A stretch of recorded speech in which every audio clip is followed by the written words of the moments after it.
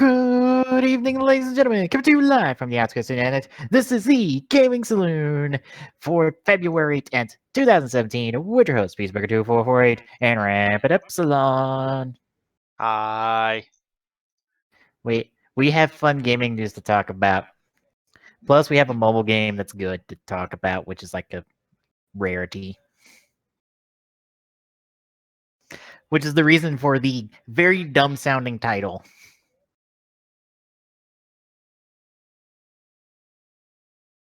Like, really dumb sounding title. I'm just gonna be honest, it's really dumb. It could be worse. All right. Well, before we get into the news, the first two articles are going to be related to the thing we're mostly going to be talking about right now. Tell me, what have you been playing? Well, I'm gonna leave the other for the end. That way we transition into yours too. But I've picked up Metroid Prime again. How has the FPS Metroid been? I realize I like it better on the GameCube version than the Wii version. Because like I'm playing it through Dolphin, and even with the frame derps, I'm having a better time with it than I was with the Wii version. Mm-hmm. Which is kind of good and bad at the same time. Because it's like, you would think motion control would actually improve a game like that, and no. Not really. No. Well, I should sit down and play the Prime trilogy. Of course, I say that knowing I own a Metroid game. I own Super Metroid on my Wii U because of Nintendo Club rewards.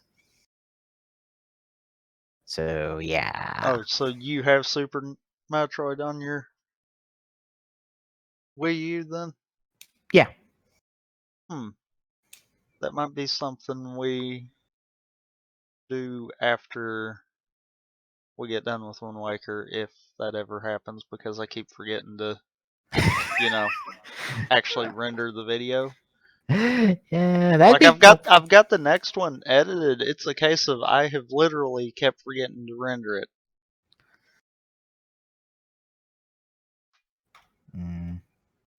I see someone has turned some of the one of the cinematics from Halo Wars 2 into a bit of a meme. By the way, like the first 20 minutes of Halo Wars 2 is out. Like if you want to know how Halo Wars 2 opens, cinematics and all, it's out there. I've watched the cinematics of it, essentially. It's about, I think, what everyone expected the story to start out as, but it's not that important. Anything else?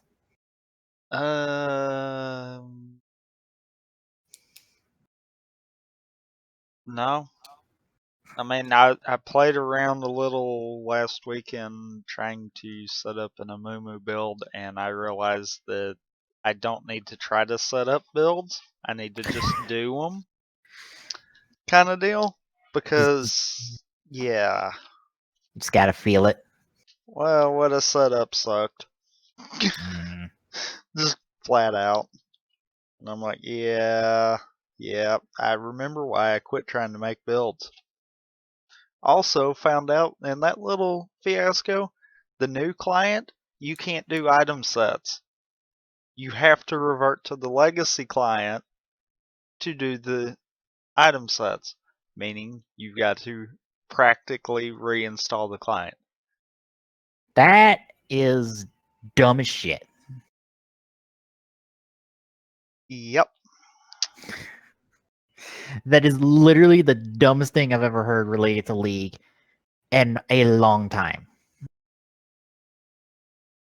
Yeah, and apparently it's up for debate on whether the item sets are just being extremely delayed or just not coming to the new client at all. Why not?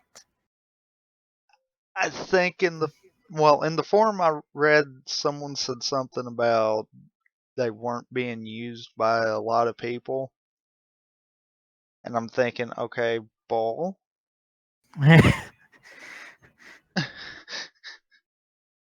Because just about every post in the forum right there was something about that was stupid of them to take out. So it's like, yeah. Yeah. Pass that on to someone else. Mm-hmm. Yeah, that makes no sense to me. It's just like, why wouldn't we have item sets? Because it's easy. I don't know.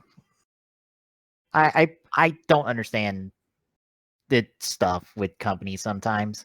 Like how, it's not in the article list, but by the way, we are getting Destiny 2 this year. You want to know how we found that out? How? An investors meeting. Wow. Yeah, confirmation that one of Activision's biggest titles of the year, Destiny 2, is going to be coming out this year, and it was announced at an investors meeting. Why? Why aren't you making a big deal about this? Because that would make sense. Yeah. Anyway, shall we talk about the mobile game now? Yep. All right, Fire Emblem Heroes. What are your thoughts on it? As someone who hasn't played any Fire Emblem games. Honestly, it's kind of making me interested in kind of plucking around with the rest of the series now. Because That's good. I like the fact that it feels like it stays true enough to the series to not really just feel like it's a mobile game with characters from the series, like how the Final Fantasy ones are. So Record Keeper, Brave Exvius. What's the third one? Because there's 3. I don't know about the third one. Okay. I was about to say, there's a third Final Fantasy game. Final Fantasy mobile game with characters. And all the bravest. Okay, so there's 4. But we don't talk about all the bravest. We don't talk about the bad one. I'll say, as a Fire Emblem fan, this is very much Fire Emblem Light. Like, there's a couple core changes that are different. Like, mages can't attack up close. They can only attack at range. Fine. The skill stuff is a bit different than how Fire Emblem normally does skill stuff. But otherwise, it's pretty much true to the mechanics. It works. It's really good. Like, I have a couple complaints. And some of them are minor. Some of them are a little bit more major, but I guess we can get to that. Out of curiosity, Tommy, how far are you on story mode? I don't know right offhand. Well, I'm curious, especially considering what Proton John said in his stream about his playing of Fire Emblem Heroes.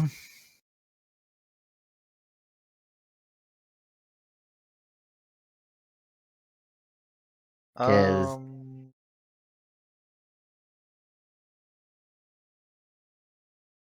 almost the end of chapter 5. On normal, Yes.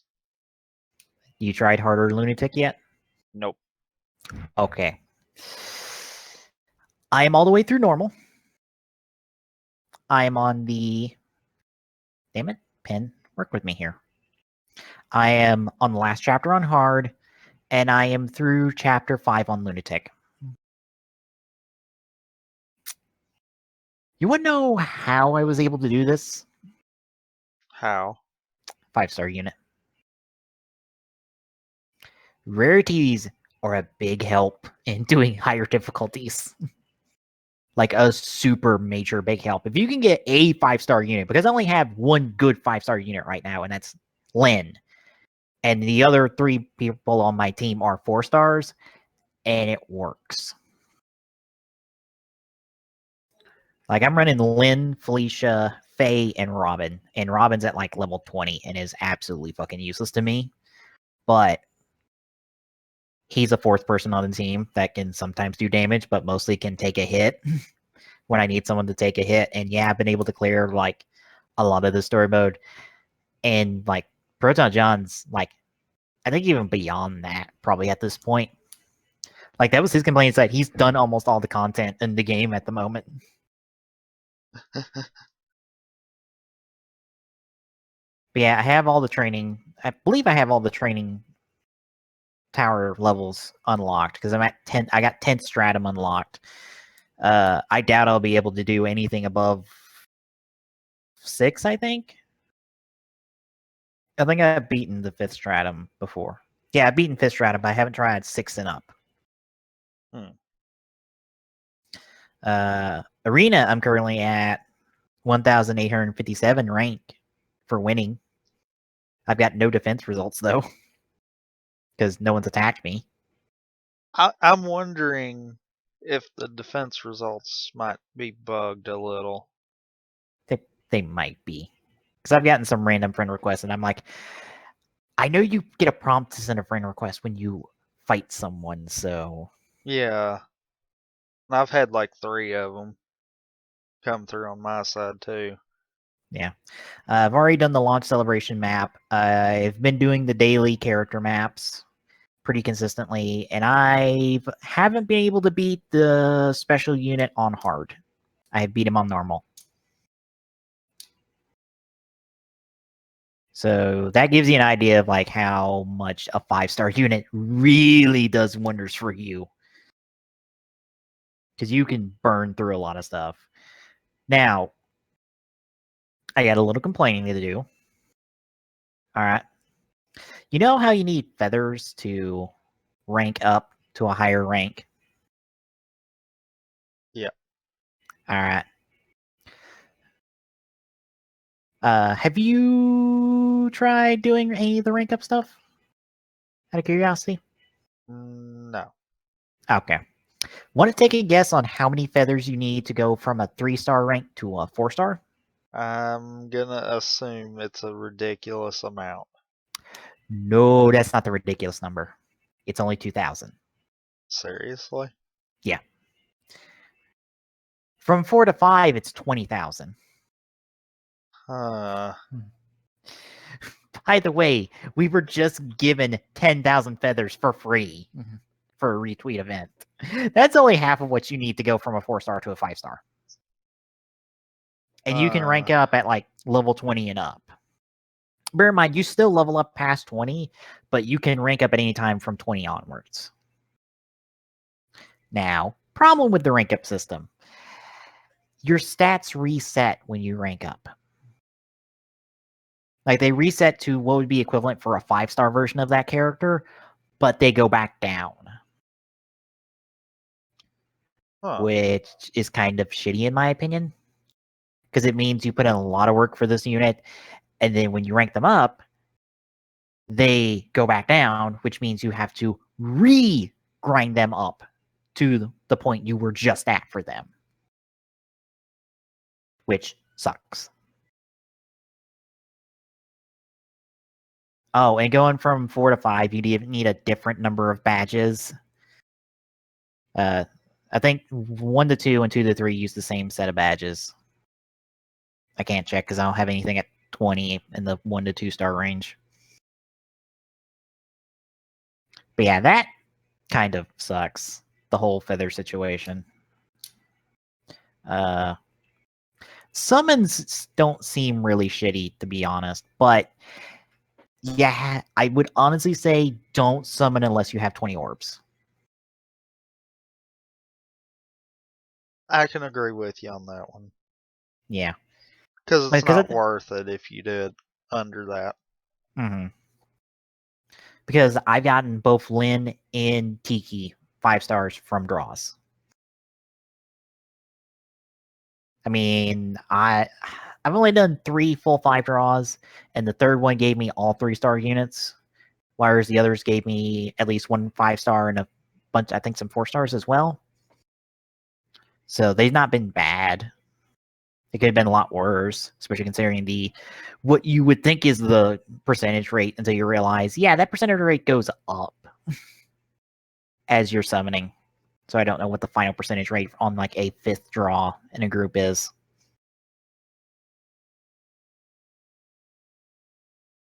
Yeah, I would also like there to be easily notable what characters from what game. Yeah, because it's not that easy to determine that. Yeah, because right now you can like sort your units by origin, which sorts them in.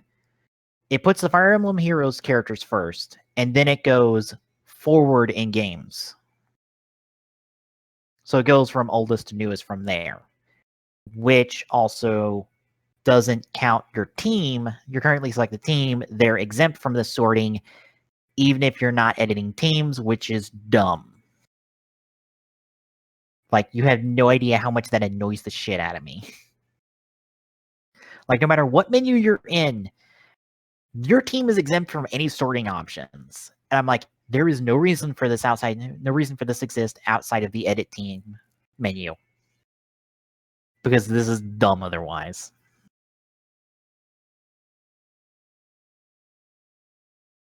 But yeah, it's a really good game so far, and I'm enjoying it. I assume they're going to put Ike and stuff and Ike and the crew in the game at some point, but I'm really anticipating that since, you know, I Let's Play Path of Radiance. That is my game essentially, so I can't wait for that crew to be in here because it's only Mystery of the Blade, which is Shadow Dragon, Binding Blade, Blazing Blade, which is Roy's games, Fates and Awakening, and I believe that's it. Which kind of sucks, but any special units you happen to pick up?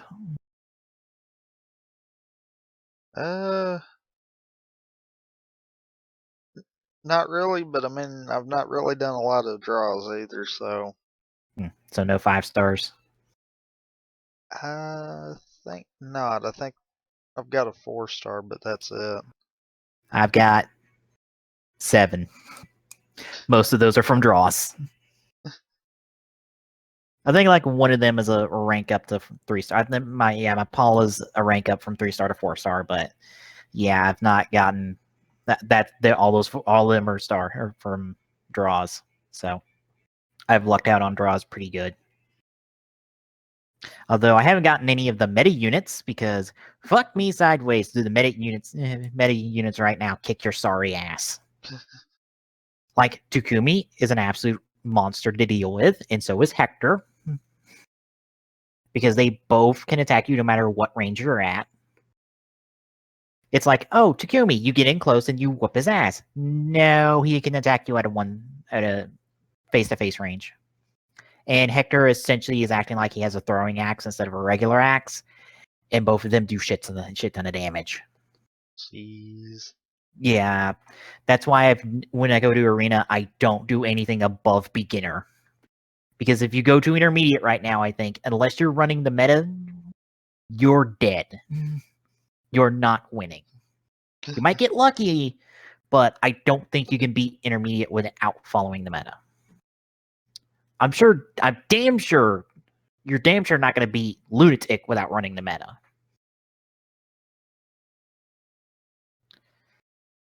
Which kind of sucks because, you know, character draws are random.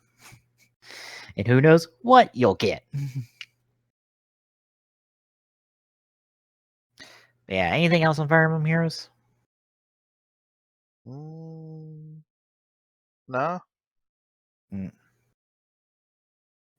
Well, I was playing Birthright earlier today. Because I figured, fuck it, why not? I got through the chapter I'm on, and I was doing some challenges stuff. I tried to do a hero battle to recruit Robin, and I beat Robin, and then got my ass handed to me by a couple of the other units. so it didn't end well. Yeah. Yeah, the hero battles and fates are pretty hard. But I did sit down and figure out, all right, what are all the pairings I need to do to get the best kid units, because I need to do that at some point. And I got all that figured out. So I can start working on that, because I'll probably do a bunch of challenge maps to get all the support links up. So I can unlock all those paralogs so I can get all that experience. Because Birthright, I can grind levels and just say, fuck it, let's go. So yeah. I have finished my reread of the entire first 7 volumes of Pokemon Adventures. I've probably talked about Adventures before on the show at some or somewhere in our stuff at some point, but if you've ever wanted one story running through all of the games involving the characters you play as, Pokemon Adventures is about the closest thing you're going to get. Because it's one continuing story involving all of those different playable characters that runs through all the stories of the games. And it doesn't have Ash being the main character for, like, you know, the entire time. But it's pretty good. I've got the first 7 volumes in a box set off half for like $40. And I'll probably be picking up the gold, silver, crystal one at some point in the next couple months, so I can start reading that. Yeah, Adventures is really good. You can, if you don't feel like picking up the books officially, there have been fan translations and scans of the entire series, including the stuff that's not out in America yet, online. It's easy enough to find, so I'm just say go Google it. You're gonna find it somewhere. But yeah, it's really good. Like, really good. And also, you remember that girl from the original Pokemon game strategy guide? Yeah. That's an actual character in the story. So the original female character associated with Pokemon that later became, I believe, Leaf was the nickname for it, the default name for it in Fire Red, Leaf Green. Yeah, that person, that's a character in the story long before they introduced, having a second playable character or a female option in terms of playable characters. Huh. Of course, what gets confusing is that depending on what side of your ocean, what side of the world you're on, she has a different name. Because, all right, you know that the original pair of Pokemon games that got released in Japan was Red and Green, not Red and Blue, right? Yeah. All right. Well, the rival in Japan is called Green, but in America, he's called Blue. Because the main character, aka Ash, is called Red. So the other name goes to the girl. Except they get swapped. And it's very confusing. What makes it even worse is that their names have no relation to their starter. Wait, no. Wait, yeah, in Japan, the girl is the only one whose name matches up with her starter because she's the one with the Blastoise. But if you're in America, they all have a name that doesn't line up with their starter because Red runs Venusaur, while Blue runs Charizard. Why did they make those starter choices in this? I don't know. That's just the starters they run with. Although Red still gets a Pikachu. Of course, we also get a character to represent Yellow because every game in Pokemon Adventures has a character to represent it. Every game. Which is kind of a neat idea. Yeah. Adventures is really good, so go check it out if you want, folks. I've got nothing else, to be honest. I think the only other thing I've played is Odin Sphere, and I haven't played that much to talk about from when I originally talked about it for Christmas, because it's just a really good side-scrolling game. Go play it. So, ready to talk about news for the couple weeks? No, because my browser decided it wanted to crap out. Damn it. Well. And now OBS isn't playing nice. Uh-oh. Right row.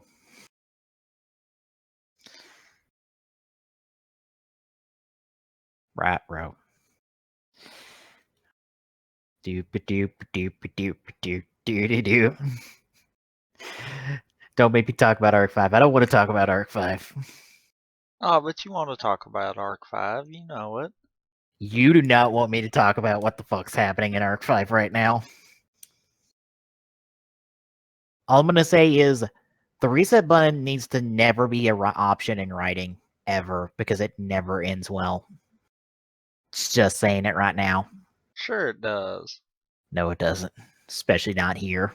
Especially when it complicates matters even more than we needed for the end of this goddamn show. God,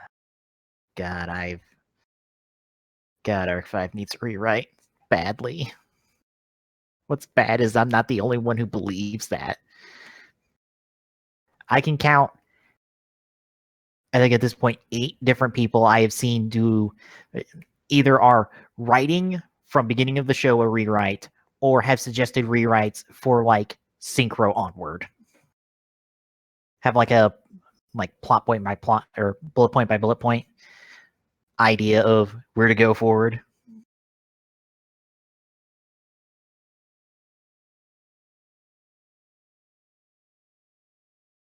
Oh, did I? Uh-oh. Well, you might not want to click that first link because that first link's wrong. Oops. Are you serious? Yes, I apparently put the wrong link when I was doing up links. I fixed it.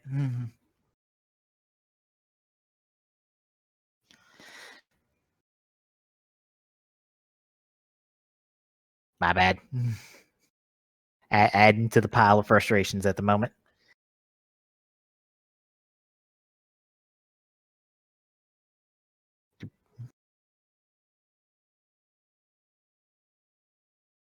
Okay.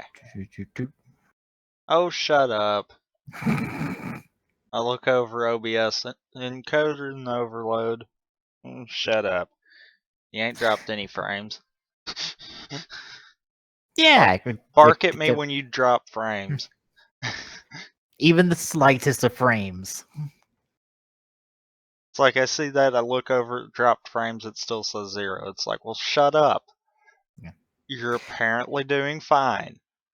Yeah, I must have grabbed the wrong link when I was doing up links for this because the first link I would have used that first link that was originally there to get to this article because this was the best way to show all this. Because if we're good at the moment, I'll intro it in. Yeah, we're good at the moment. Okay, we got the results for the pick your or choose your legends for Fire Emblem Heroes. So these are the final results. And to add additional note, it's not going to be just the first or the top male and top female. They'll be getting special costumes for Fire Emblem Heroes. It will be the top 2 from each list. So yeah. The list has changed up a little bit, but for the most part, it's the exact same list we got before, with a few changes just here and there. I'm not going to note all of them, but we can talk about the final change, the final list here and there. So our top 2 males are Ike from Path of Radiance and Roy from Binding Blade. And our top 2 females are Lynn from Blazing Blade and Lucina from Awakening. So yeah, that I believe was the exact same as the top 2 from before. I think. Yeah. And as I was talking to my neighbor about this, it's kind of, looking at those top four, if you don't think about the Smash connection, only one of those is from a 3DS title. Like, yes, all four of them are in Smash, which is probably why they topped the list like they did. But, like, without that connection, that is huge. What's even more interesting is that the number 3 on each of those have no connections to Smash. And one of them is a GBA title. True. Because we have Hector at 3, we got Chrom at 4, Ike again from Radiant Dawn at 5, which I found interesting. Like, Ike from Path Radiance got more votes than Ike from Radiant Dawn. Because I was like, okay, if they're going to vote Ike, they would vote Smash 4 Ike, right? Not Brawl Ike. Because Brawl Ike is Path Radiance Ike, and Smash 4 Ike is Radiant Dawn Ike. Like, I'm the only one that think that's, like, very odd.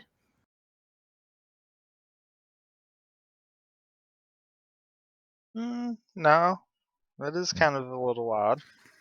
Yeah. What's even odder is the Robin Corrin situation, because male Robin beat out female Robin in terms of the comparing states. Male Robin ended up at 8, female Robin ended up at 11, whereas, was it female Corrin topped out at number 5, and male Corrin, I believe, got knocked out of the top 20 since the midterm report.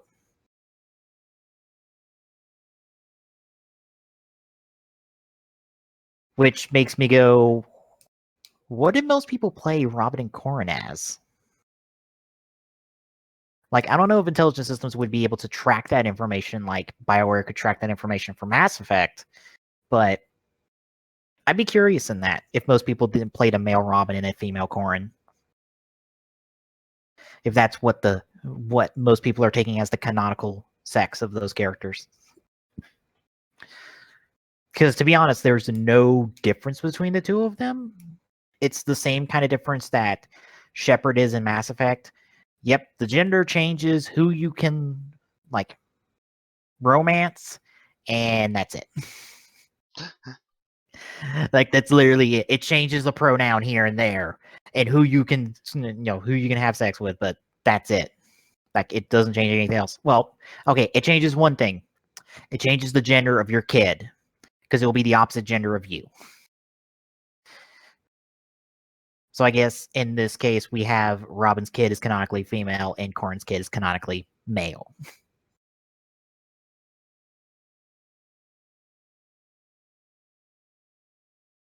But yeah, I think every Smash fighter makes an appearance on this list, I believe. Yes. Yeah, I think they all do. And somehow both Mai and Nafini stay in the top 20. Nafini from Path of Radiance, Mai from Radiant Dawn. That is, I feel very proud of that. That it's not just Ike from that game being represented. And hell, Micaiah ended up in the top 10 from Radiant Dawn, even though she's a garbage unit right now for me. Like, the fact that these lists aren't completely dominated by Awakening and Fates, that there is a variety of characters from the other games. Granted, they're all from the US release games, which makes sense. But yeah, it's cool. Do you have any thoughts on any of these top 20s? No. I'm curious what the special costumes are going to be. If they're going to be dressed up like the Fire Emblem Heroes characters we got right now, or if they're going to go with a specific class version of that character from one of their games. Because Roy is in Fire Emblem Heroes right now, and I believe his costume is reflective of his Binding Blade appearance. And Lynn's in the game, and it's reflective of her Blazing Blade appearance, so I would assume it's not their default costumes. I'd be curious to see where that goes. But anyway, a little bit more Fire Emblem Heroes news to talk about. We have an idea of when can we expect new content. Essentially, every couple of weeks we're going to be getting new story content. This is kind of the gist of it. So every 2 weeks or twice every month, they'll be doing new story contents after release. It will be free content. You ain't got to pay for it. New characters, additional skills, and some new game modes have also been confirmed. I would assume so because we have that 5th menu on the battle menu that's not being used at the moment at all. I assume that's the paralog menu because it says something in the game about paralogs, but there are no paralogs in the game. Like I'm right.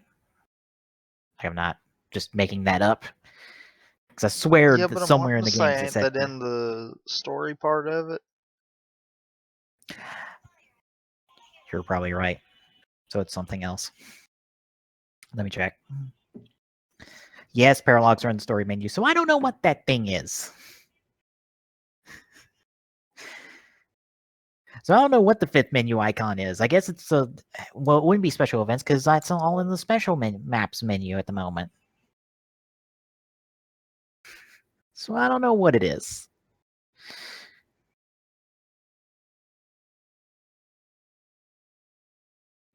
But yeah, that's the rate we can expect Fire Emblem Heroes content. That's good. Keeping it fresh for chapters, especially since the story mode. Okay.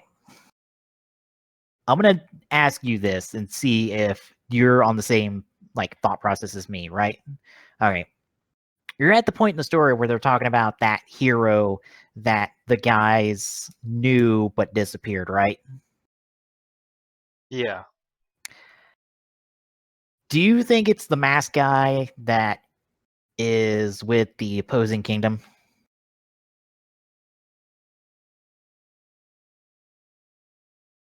It wouldn't surprise me.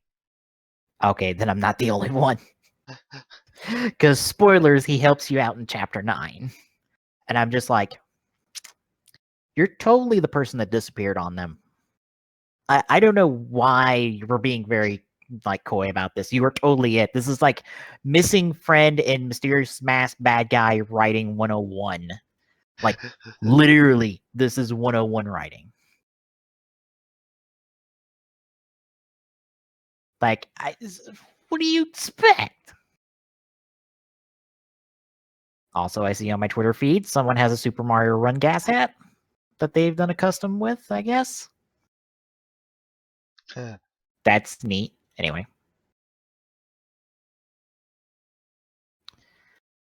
Yeah. I assume that is their missing friend and it'll be revealed in chapter 13, 14 or something like that. I don't know. It just seems like that's the case. Also, our main bad guy's a brat. Yeah. I love that our main bad guy is literally just a brat. Also, is it just me or is the whole contract thing part of the story mode dumb? Is that just a dumb way to get around having to not write these characters as bad guys when they're under control? I think so, yeah. Also, you notice how the chapters for the games have a pattern? Get used to it. That's the entire time until chapter 9. Oh, wow. Yeah, it's literally just intro chapter to get you to know the main characters. All the other chapters are you fighting that person plus other units, and it continues that until the last chapter. And it's like, hey, you broke the contract. We're good now. Bye. I also have to wonder, how does this contract get set up to begin with? Like they say, it's like, oh, they prove they are stronger than us, so we're under contract with them, and I'm just like, the fuck. Also, can we get some more animations of the summoning gun? Like The literal gun you use to summon heroes. Because I need more of that. Because someone's already done a comic of the gun literally shooting Marth out to summon him, and it's the most hilarious thing in the world. And I'm like, I need more of this. Oh. Like, I want more of this dumb summoning gun idea. Anyway. Alright. Let's talk about some Switch-related stuff in the form of Splatoon 2! We'll be using a smartphone app for voice chat. As in the dumbest thing possible. Bear in mind, this is a standard for Switch. Voice chat on an app? Yeah, that's a standard for Switch. Bear in mind a dumb thing. I mean, I'm going to quote a YouTuber that explained it as, okay, look, this is the reason they're doing it. It's because since it's an on-the-go console, the voice chat needs to be on your phone because the connectivity may not be the best in those areas. But I know, it's a dumb argument. Because this is a dumb idea anyway. not thought all the way through either. I know. Because let's go the step further. If the connectivity's an issue, then what makes you think your phone is going to have a better signal than this system? Yeah. Especially since I'm sitting here in my dorm room and my phone has 2 bars. 2 bars. 2 bars. Not to mention. Okay. I'm gonna throw this one in the ring here. I've got a phone. I've got a tablet. I can have them both connected to the same Wi-Fi. Guess which one disconnects from the Wi-Fi first? The phone. Bingo. So guess which one's gonna have a problem? It's like, really? That argument? No. No, not acceptable. Yeah. Not for that argument. Yeah. To quote the other YouTuber from the stream where this conversation was happening, look, Nintendo's like 14 years behind everyone in terms of shit like this, so they're going to make the same mistakes everyone else makes. Okay. Or made. Yeah, we're exactly right there. Nintendo is like 2 console generations behind. The problem is, instead of realizing that and doing the thing that Sony and Microsoft had done, I don't know, last console generation, no, they're going a completely different direction. It's like, really? We go 1 step forward and like 2 steps backwards. That's Nintendo. But they're innovating. They're innovating sideways and backwards a lot. It's crap like this that causes people to be like, Nintendo needs to just quit with consoles and just make games. And yeah, I want to defend them, but then they do this, and it's like, yeah, dig that hole. Just keep digging it. Yeah. Nintendo, it's really hard to be a fan of your work when you do dumb shit like this all the time. Anyway, how about a weird dumb game I saw when I was going through Twitter, and I'm like, this sounds like the perfect weird dumb game transition.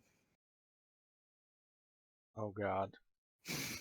Suplex Saga, a wrestling-themed RPG adventure.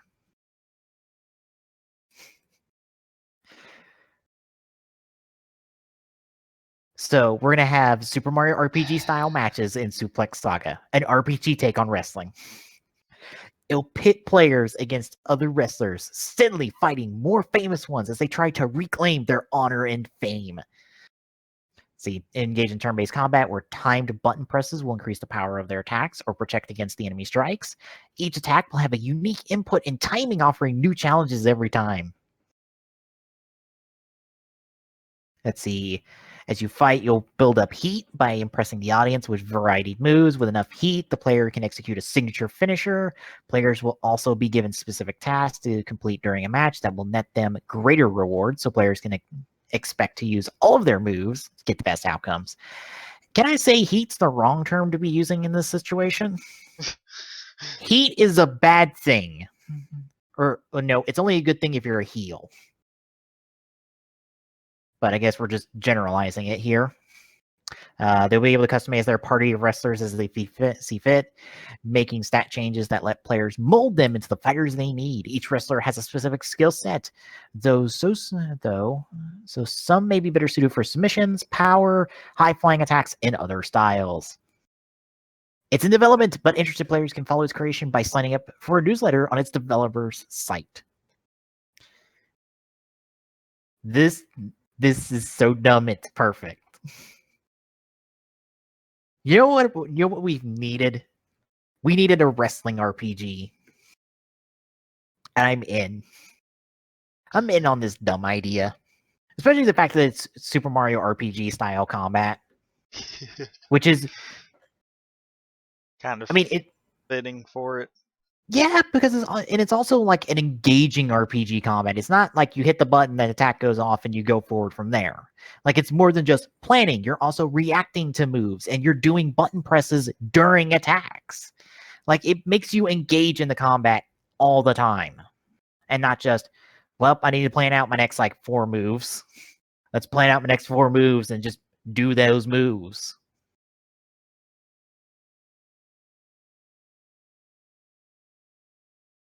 But yeah, I am in, and I hope we get to see this game at some point. I don't want this to be a one-off random game we talk about on the show and it never appears again. I'll fucking stream it. Probably will be. Yeah, I'll stream it. I'll stream it for a few hours because I'll fucking stream a wrestling RPG. I don't care. I don't care if no one's interested in this. All right. You remember The Division, right? Yep. Well, apparently it's getting a movie. And it's well on the way. Let's see. During the company's latest earnings briefing, CEO Yves Guillemot said the film is well on the way, though he stressed that you shouldn't expect it anytime soon, as it still has a number of hurdles to clear before it comes to theaters. Well on its way in its first phases. No Hollywood studio to partner with. The script is only in the initial stage of being written. Apparently, lots of people are interested in the movie. No companies named.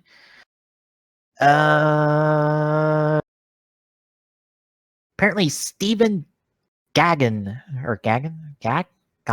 Gone, probably, to write and direct the upcoming Division movie. Won an Oscar for Traffic, and he also wrote a script.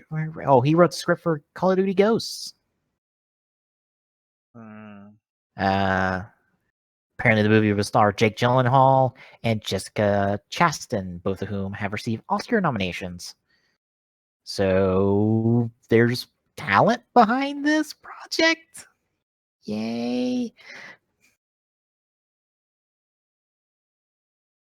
This does not sound that interesting, to be honest. Granted, the Assassin's Creed movie didn't sound that interesting or look that interesting or did that well, I think. So this movie might be dead now. I don't know. It might be. You mean probably is. Yeah. All right.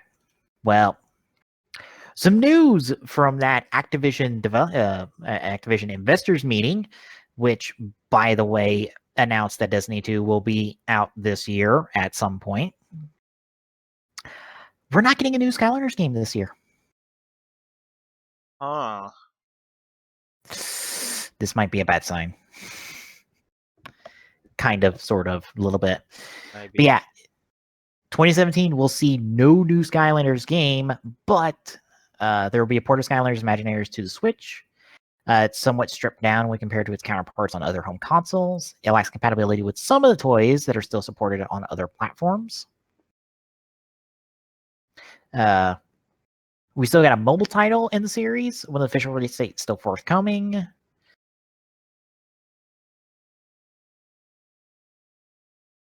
No other information other than a little bit of history on the leading into this, since Superchargers apparently severely underperformed. And Imagineers probably didn't well, and Disney Infinity recently has been canceled for a while now. So yeah. Well,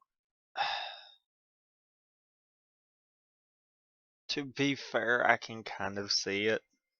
Mm-hmm. And yeah, it's bound to happen. Mm-hmm. It seems like the toy-based video game stuff might be drawing to a close. At least for now. Yeah. I mean, apparently Amiibo sales have slumped as well, which is really telling, considering that's Nintendo products that should be selling off nostalgia alone. The fact that it is a Nintendo anything would mean it would sell, to be honest. No, surely not. I mean, surely the fans are not the only ones that think that. Because, I mean, Nintendo's clearly said otherwise. Mm-hmm. Not buying any of that, are you?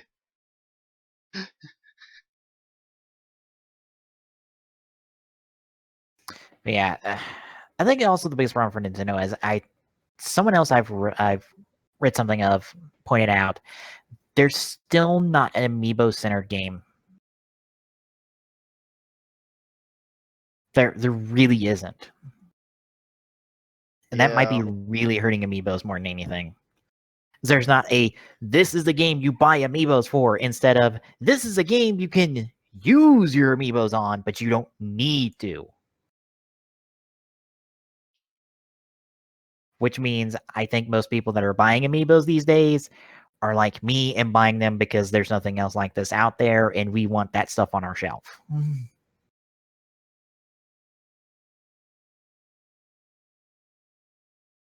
Just pointing that out. I think that's what amiibo sales are these days. But yeah, maybe we'll get something at E3 this year, especially with the Switch. Like, I would assume the reason we haven't got it before is because the Wii U was being, garbage, and they didn't want to put something like that on the Wii U. But maybe with the Switch, they might want to. Doubt it. At the very least, can you give us the last 3 Smash Amiibo and then, cancel the line entirely? Because I'm fine with that. Just give me fucking Corrin, Cloud, and Bayonetta, and I don't give a damn where you go from there. Alright. One last article to talk about. Netflix is being the home to a lot of media these days. And now we'll have a Castlevania animated series. Yes, Castlevania. That one franchise that people really love that has had a game in how many years? When was Lords of Shadow 2 out?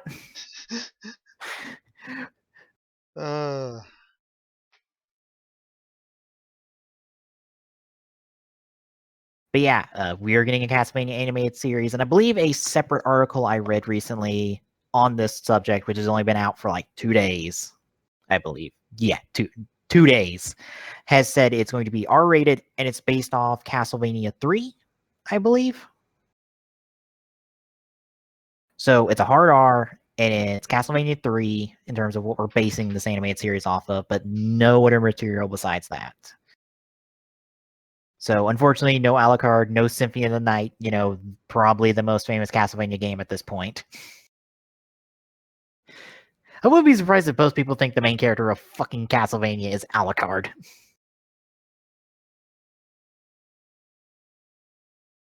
Considering how much Symphony of Night kind of sticks around with people. But yeah, any thoughts on a potential Castlevania animated series?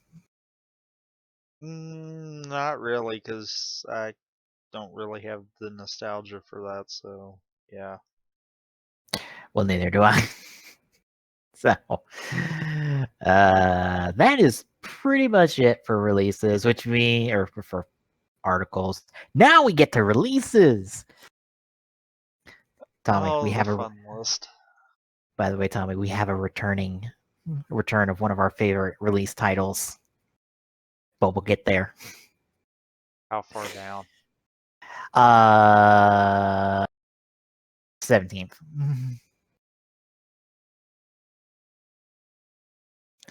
You have no idea how excited I was to see that. Anyway, kicking off on the 13th, we've got a crap ton of PC releases because we have Canvas the Gallery, Darwin's Demons, For Honor, LOR, League of Runners for early access, Lost Eden, Red Haze, Spheroids, Taiku Mansion, and Winds of Trade. I believe For Honor is coming out first on PC and then everywhere else on console. Although you can see plenty of For Honor right now because of the open beta. Like Professor Roman and crew have been playing a lot of For Honor the last few days. So if you've ever wondered what For Honor looks like properly, that's it. Anyway, on the 14th, we have Battle Islands Commanders for Xbox One, For Honor coming out for Xbox One and PlayStation 4, MX Nitro for Xbox One and PC, Ride 2 for Xbox One and PlayStation 4, Sniper Elite 4 for Xbox One, PlayStation 4, and PC, Earthlock Festival of Magic for PlayStation 4, Semispheres for PlayStation 4 and PC, and Vertical Drop Heroes HD for PlayStation 4 and Vita. And all on PC, we got Nine Dragons, Among the Innocent, A Stricken Tale, Animal Lover, Boar, City of Rot, Streets of Rot. What? Okay. Lane, Fumiko, Holy Potatoes, We're in Space, Monkey Land 3D, Reaper Rush, Neo Atlas 1469, Revolve, and Skyling Garden Defense. On the 15th, all on PC, we got Kapuka? Kapka? Whatever the fuck that word is. Excuse me. Drop Zone, Hidden Folks, Sky Sanctuary for early access, Soul Searching, Siren, The Wardrobe, and Treehouse Basketball.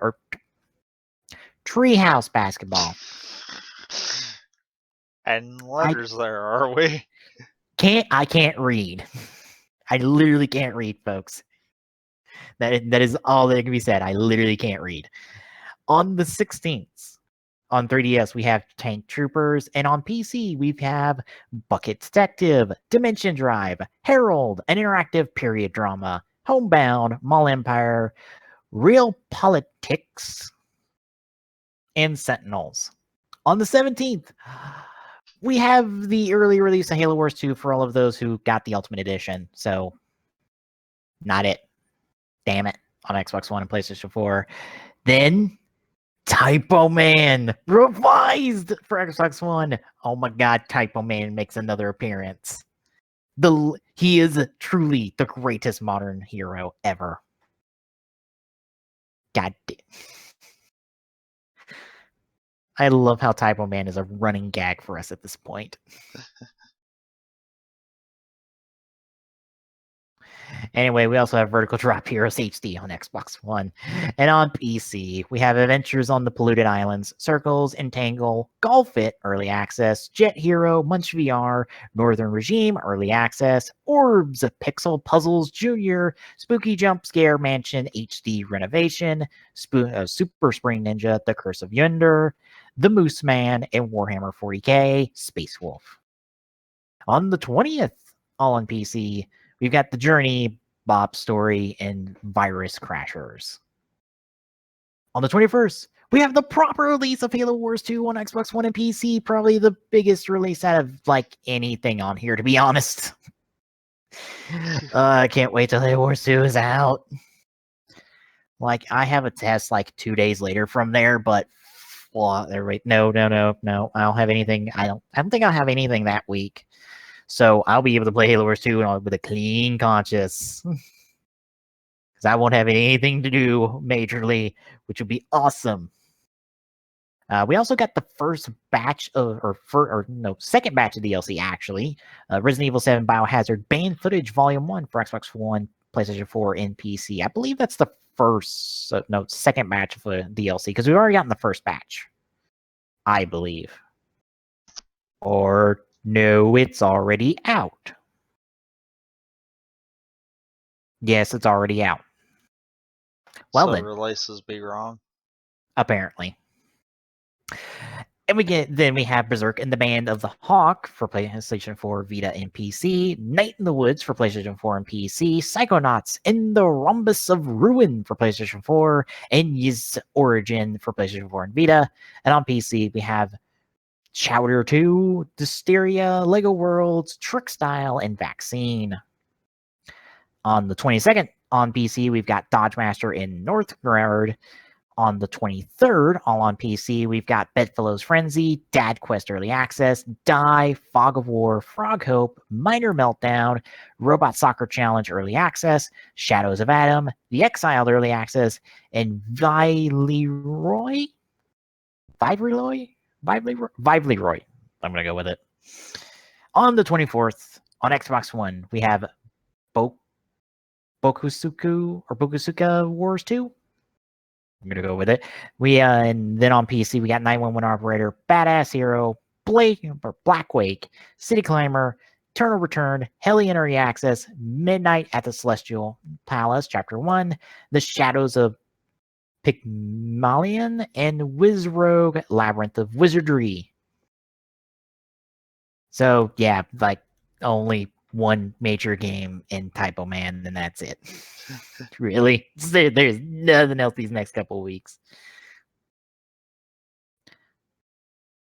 Although I do love that Typo Man makes another appearance. Even though I've never played the game and I keep piping up Typo Man. There's actually a demo for the Wii U version. Oh my god. Don't tell me that. Wait, no, it doesn't matter. I can't download shit on my Wii U because the internet don't work with it. I've got it downloaded. I have yet to try it. Try it and tell me how Typo Man is, and please tell me it's a good game. All right. Time for quick draws. And I'm talking X8 because we have toy scans for the next batch of toy stuff for the show, and welp.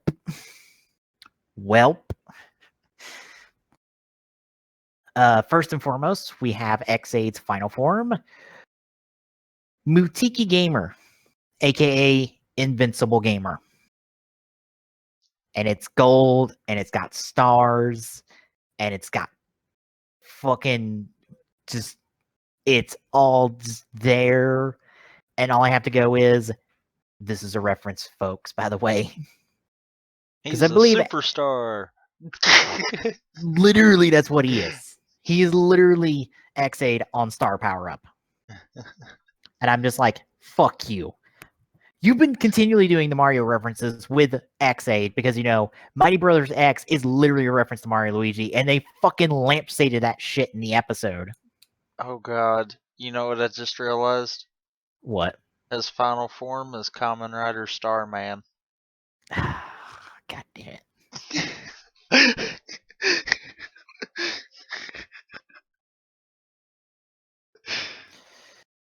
But yeah, with the help of a new device that gets shoved onto the top of the gamer driver, he will be able to become this star form. Paradox will be also getting an upgrade because he'll be able to shove his gas hat into a gamer driver and become Perfect Knockout. And it's a level 99 form, I believe. We've already gotten the sounds for this because people have already shoved the damn thing in the gamer driver, and we already figured that out. He's also getting an axe in this form called the... Well, it's an axe and a gun called the Paraba gun? I'm going to say Paraba gun. It's an axe and a gun. Also, we're going to get that payoff to the whole Kamen Rider Chronicle situation with, I assume, Gem acquiring a third form with the Buggle Driver 2 in the form of Kamen Rider Kronos. There's no indication of whether Kronos is Gem or is a brand new character in of itself, but we have another Buggle Driver in its green, and we have the Kamen Rider Kronos gas hat, and yeah. Or the Kamen Rider Chronicle gas hat, I believe. So we're building to this, folks. And finally, and most importantly, fucking Poppy's getting the rider form. Using that Buggle Driver 2 and the Crisis gas hat. Poppy is getting her own rider form, aka Kamen Rider Poppy. I'm on board. Hopefully she doesn't end up dead. She'll be cannon fodder, you know that as well as I do. Yeah, because female writers have a bad habit of dying in this franchise, but you know what? Papa gets a writer form. I'll take it. She might not die, but she'll at least be cannon fodder and not really be meaningful to any of the battles you watch. Like, debut battle will be her time to shine, and then after that, it'll just be, cannon fodder. Yeah. Because there's no purpose for her to fight. Really. Yeah. What makes it weird is that she's using the Buggle Driver 2 for this, and I'm like, why?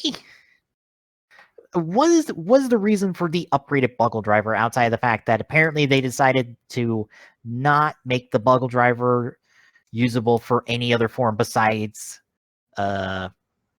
Dangerous Zombie? So they had to make a second Buggle Driver in order to utilize it for anything else besides that. So, yeah. Writer stuff, and someone also makes the other gaming reference with this, and the fact that, yeah, Butaki is kind of supersonic. AKA Super Saiyan. But all the star stuff makes me go, yeah, this is continuing the whole trend of Mario. Yeah, you can tell the writers are Nintendo fans. Yeah. Like, that's all there is to it. Yeah, because, like, Brave is essentially Link. Uh-huh. Granted, he doesn't wield the sword in his left hand, which is a problem, but he's the Link reference. And Snipe. I swear the first time I saw him, I was like, oh yeah, I know what game you're copying. Because it's too Splatoon-y. Yeah, because they have the fucking gallon, those gallon drums with random paint splashes on them. Uh-huh. It is far too identical to it to not be. Yeah. Granted, I think it's just supposed to be more of just a ye olde Call of Duty reference, which makes more sense. Like, the design is meant to be Call of Duty. The way his attitude is, yes. Oh god, yes. The way the game is displayed in the show, no.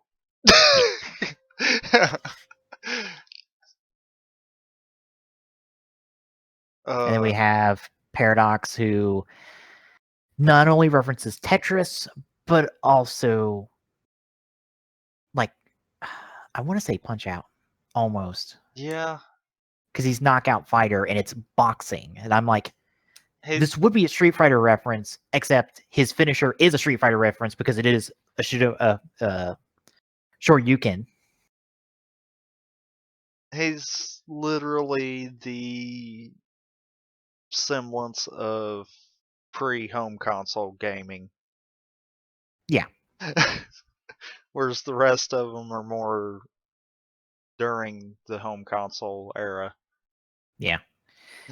And then Dangerous Zombie is one big old reference to, zombie stuff. Yeah, any kind And of zombie game.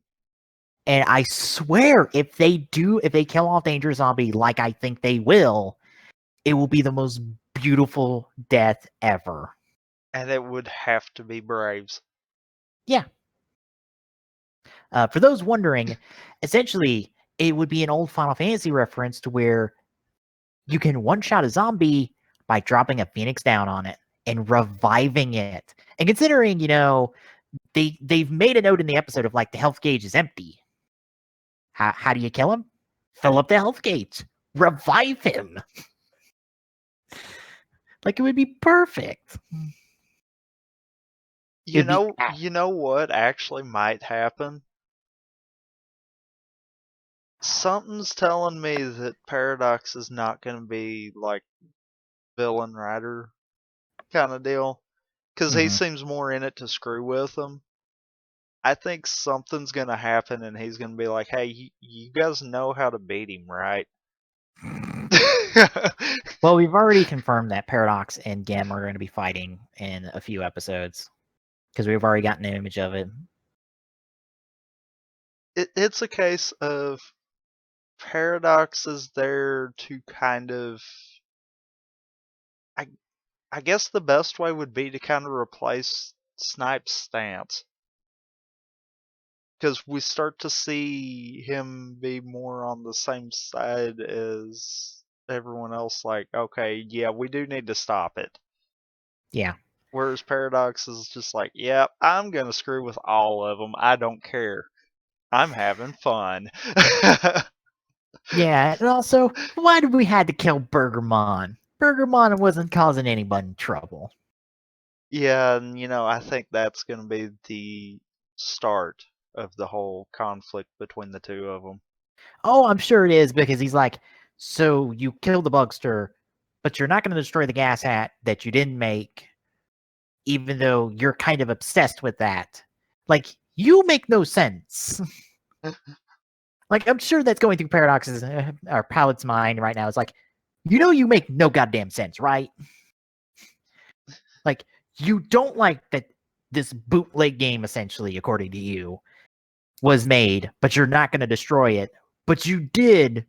You were more than happy to blow up the Bugster that was born from it. But whatever.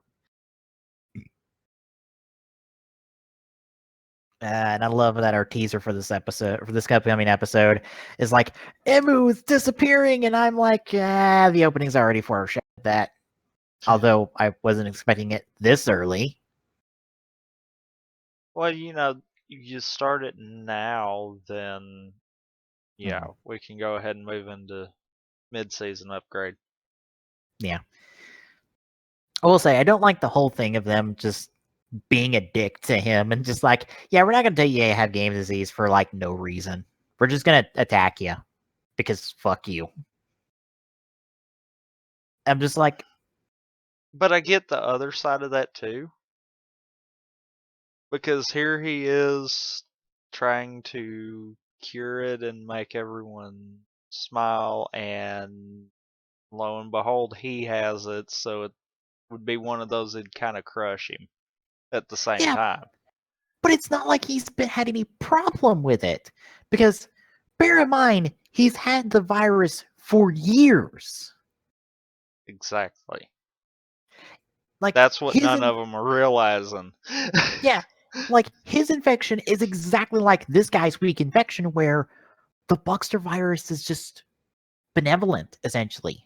Like, it's just been a part of him for years, and it's never caused a problem. Hell, it's helped him because, the Bugster virus is the reason we have Mighty Brothers X and its double rider form, because I guarantee you one of those is the Bugster.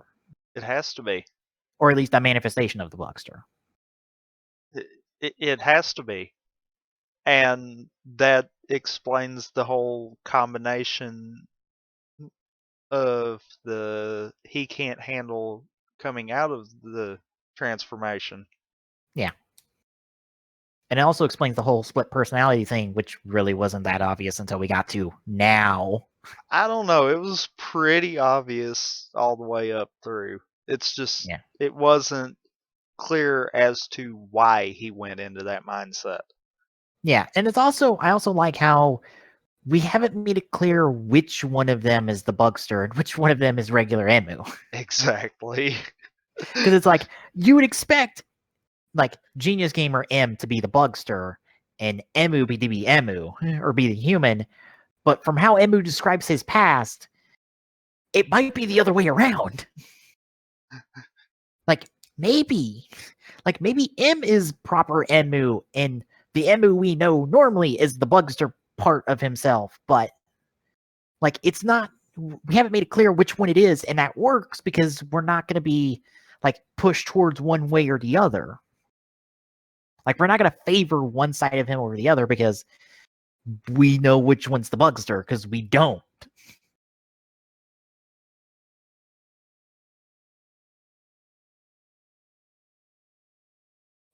Anyway, tell me your quick draw, so we don't spend the entire night talking X8 stuff. Oh, but why not? It was so fun. Mine's kind of going out to the Game Informer Breath of the Wild gallery. Mainly, I'm not really kind of going into what they covered because obviously you can find that, but That lightning one is gorgeous, by the way. yeah. Although I do love the note that's like, oh yeah, Link can be struck by lightning and get killed. And you know what's bad? There's gonna be so many people that are gonna either one get struck by lightning because they're not thinking about that, or two purposely try to get struck by lightning to see how frequently that can happen. I would want to do it once just to see if it will automatically kill you or just damage you. I would probably be one of those to see how many times I could get struck. Mainly because I probably forgot the first couple of times. um, I did pull up the actual page and I found out a little information. You know, we were seeing things about different load times for Breath of the Wild between the Wii U and Switch versions. To be expected. That is a thing. However, nothing else is going to be different between the two versions. Not frame rate, not resolutions, nothing. The only thing is it a little bit improved quality of sound and video on the Switch version when docked. Okay, I was about to say, isn't draw distance different? I'm wanting the way they worded it. I'm willing to say no. Okay, that's odd because I'm like, wasn't it like 2 months ago that they were showing a comparison of draw distance and the Switch version has a larger draw distance? Probably, but bear in mind, really, we have not seen the two versions on a current build side by side. Okay, I was about to say, that's weird sounding because I'm like, So all the comparisons that have been done have been E3 Wii U version to current build Switch version. yeah. And that's something that you can't really deal with, especially seeing as how I remember running across an article saying the development was complete just like a week or so ago. So it's gone gold. So,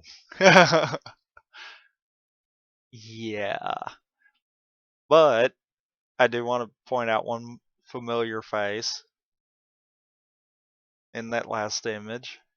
We have Beetle. Fuck the timeline. We're gonna do as we damn well please.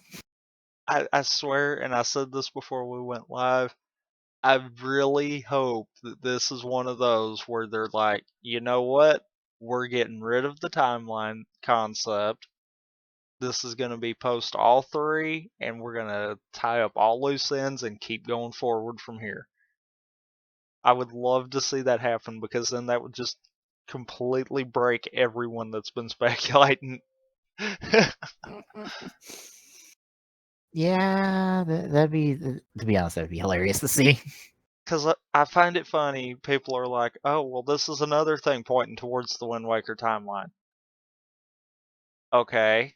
I'm going to argue this one then. Why do we have Zoras?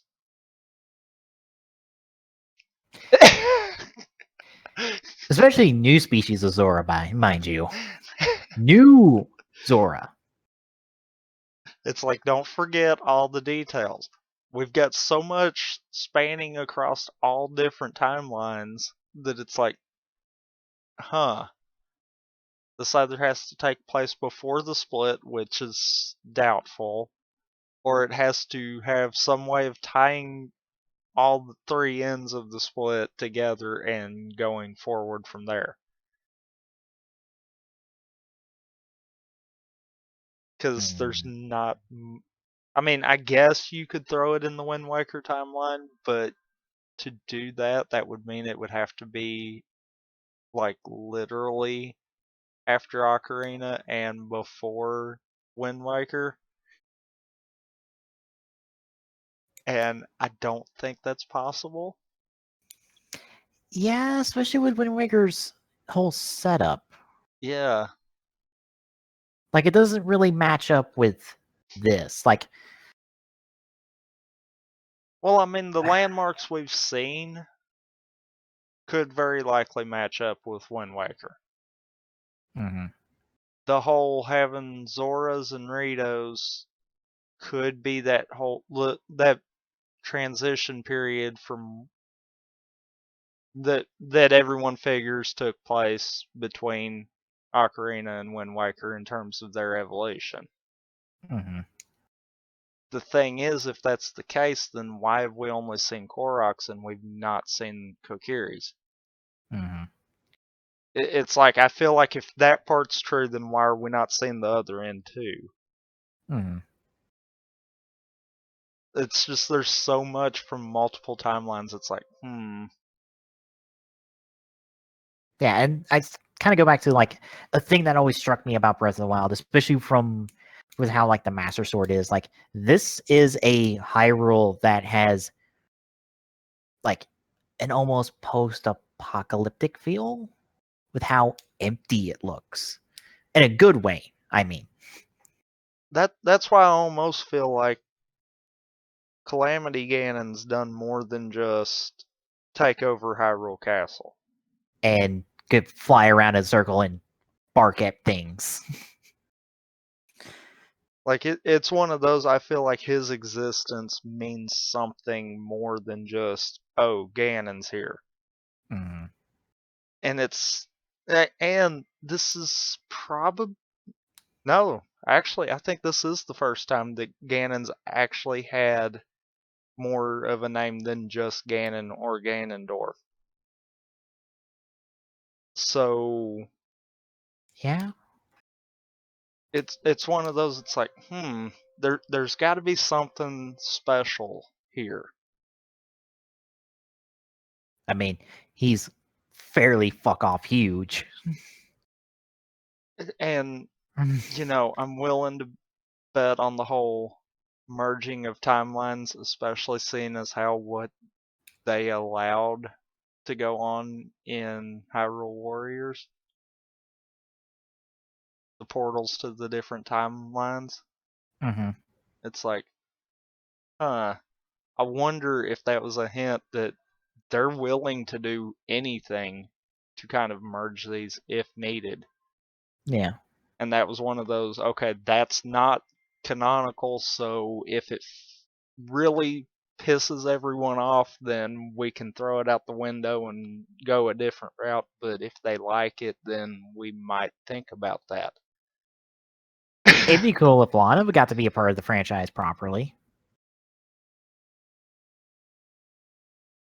I don't know if they'll go that far.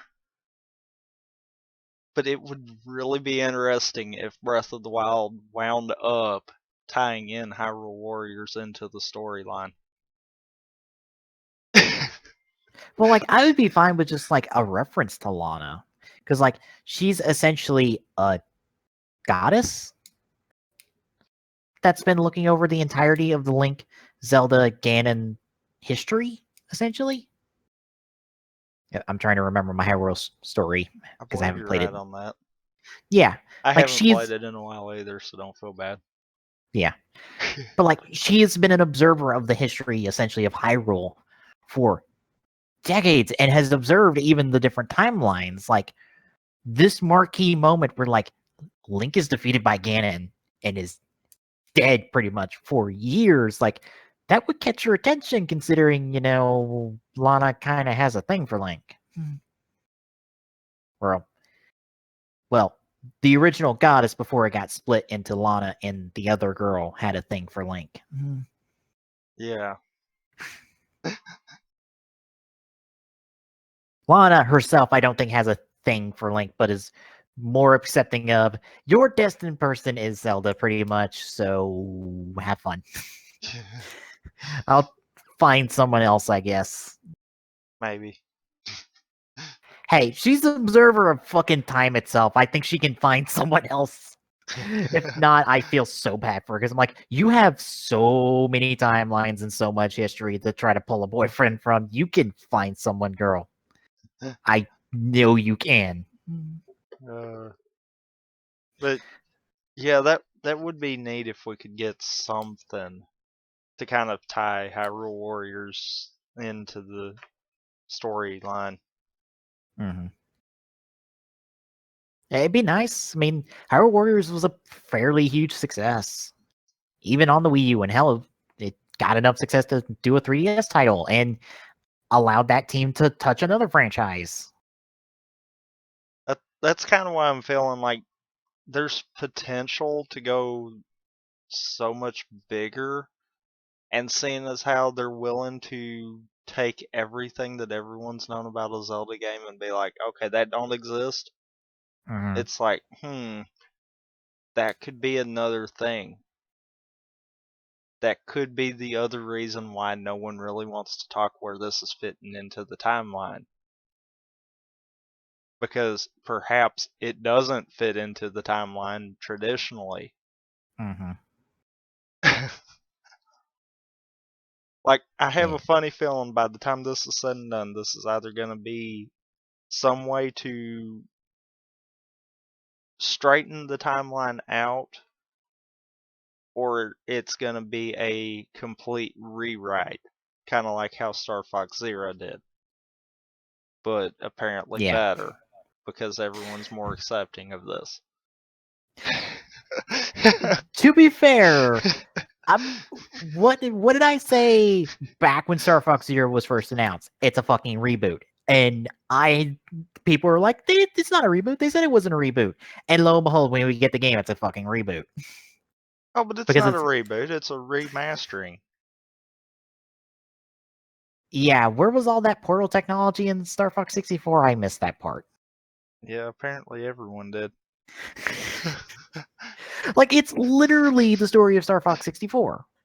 Like, yeah, all the portal stuff is new and there's some new planets in here and stuff, but this is literally beat for beat the story of Star Fox 64. Yeah.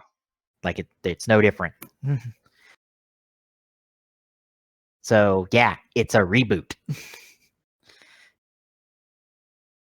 I think Omni was asking the question of like where did it fit in the Star Fox timeline, and I said it was a reboot, and someone corrected me. It's like they said it wasn't a reboot, and I'm like, yeah, it's not a reboot until it's successful, and then it's a reboot because then we can get a sequel out of it.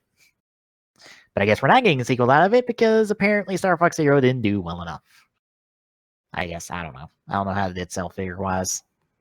I doubt it couldn't have been too good. Yeah, especially when it's made a lot of people's not good game of the year list, mostly due to controls, and I'm just like, God, I can't disagree with you. It's a good game if it didn't have this dumb control scheme.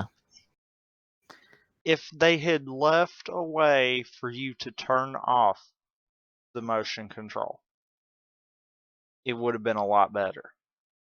Yeah. Like, forcing the motion control as hard as they did was the problem. Mm-hmm. Because Splatoon, people love using the motion control for it. Mm-hmm. But it's a toggle setting. You can turn it on or off. I hate the motion control.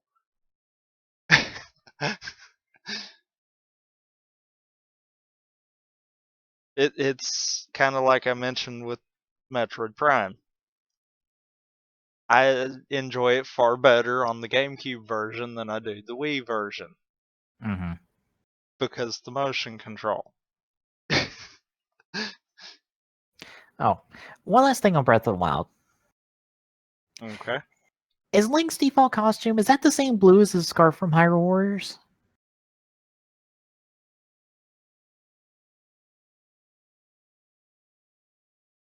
It might be. Because I'm looking at that image with the big old arm cannon alien looking thing, and I'm like, wait a minute.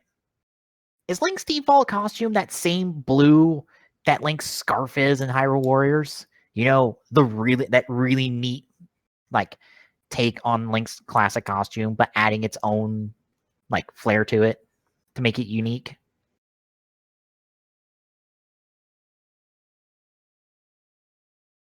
Because I'm just like, that's the same blue. Like it kind of is. Deep, I deep, think it deep. is. That can't be a coincidence. Because I don't think that blues are used anywhere else in the franchise. Granted, this is the first time we have a Link that's not in green. Yeah. Yeah. Exactly Which is that. even more, to be honest. But this is also the first time we've had a Zelda that is not in her traditional attire either. Well, it's really hard to live out in the wilds in a dress. Still.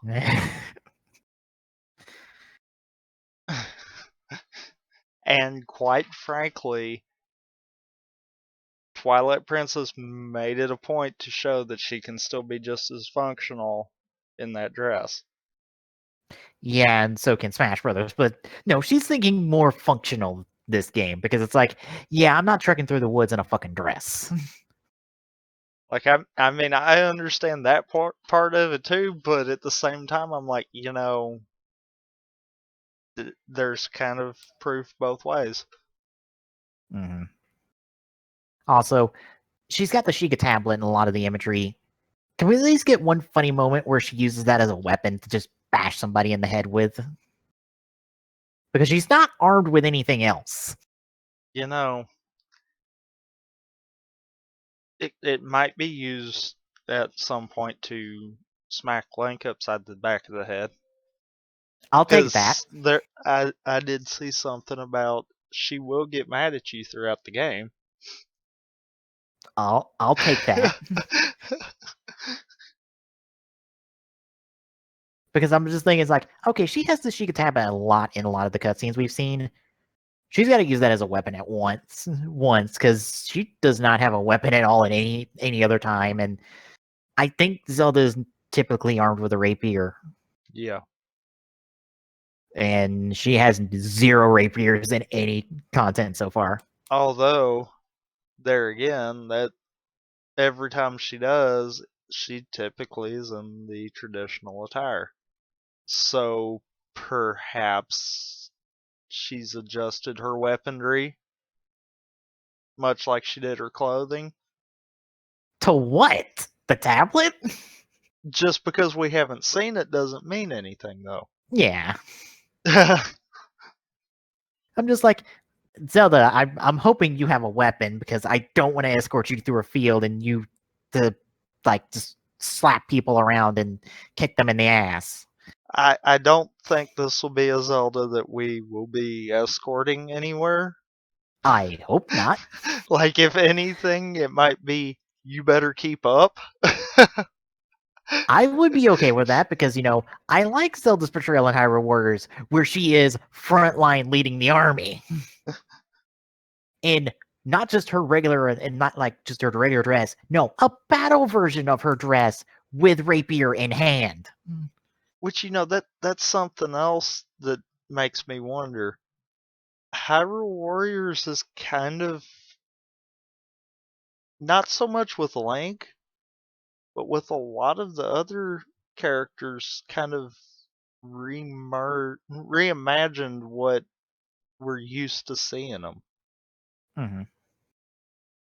So it's like, I wonder how much of that's actually going to pour into Breath of the Wild, because we already know how much has as it is. Yeah. I mean, again, I wouldn't mind it. I like Hyrule Warriors. Like, it's not the worst game in the world, and okay, I'm probably gonna get hate from someone for saying that. So it's like, yeah, I like Hyrule Warriors. It'd be cool if it could influence the Legend of Zelda franchise. This one random spin-off game. That 'Cause I'm like, technically wasn't supposed to be anything to the franchise but a spin-off game. yeah. But I'm just like, did it really introduce any bad ideas to these characters? Like Zelda and battle armor? Leading an army?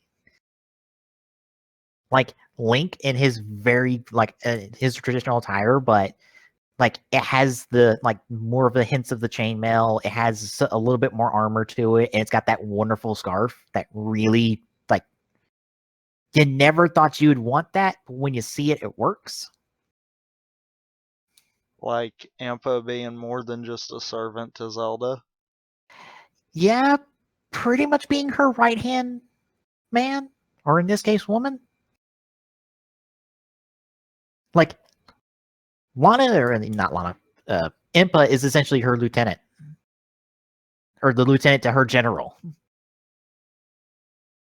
And, you could even go as far as saying, in terms of even Ganondorf, kind of having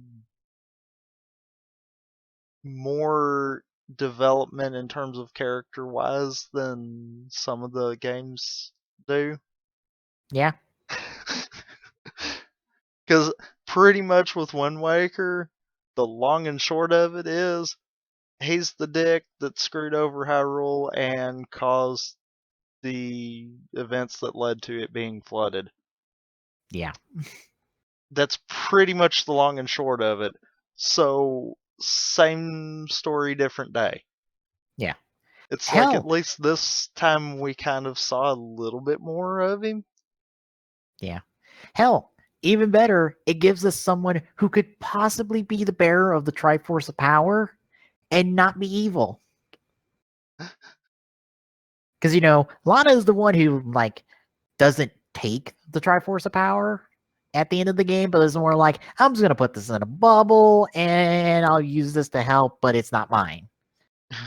But I'm like, you qualify for that, right? Like, you are part fucking goddess. I think you qualify to be able to wield the Triforce of Power.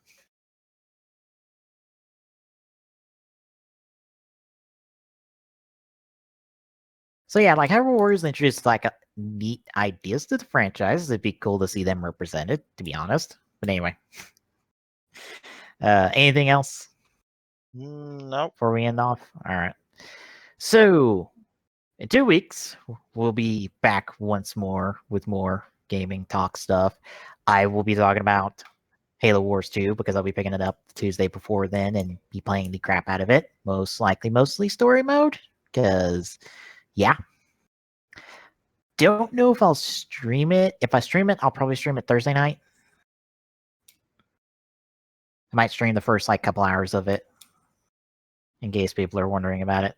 I'm sure people will have more than a couple hours out of it by Thursday, but I'm not going to stream it Tuesday or Tuesday night. Oh, why not?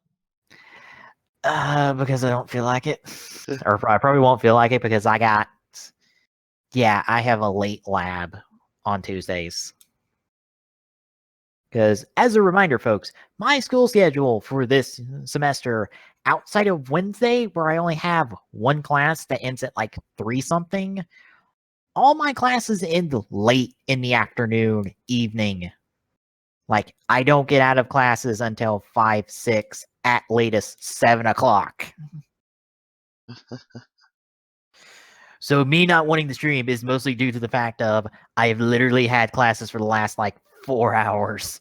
I don't feel like doing anything besides nothing. Also, I would like to eat food because this is right around when I have food normally. God damn it. Anyway, that'll do it for me and for Tommy. Good night, everybody. We'll see you in 2 weeks.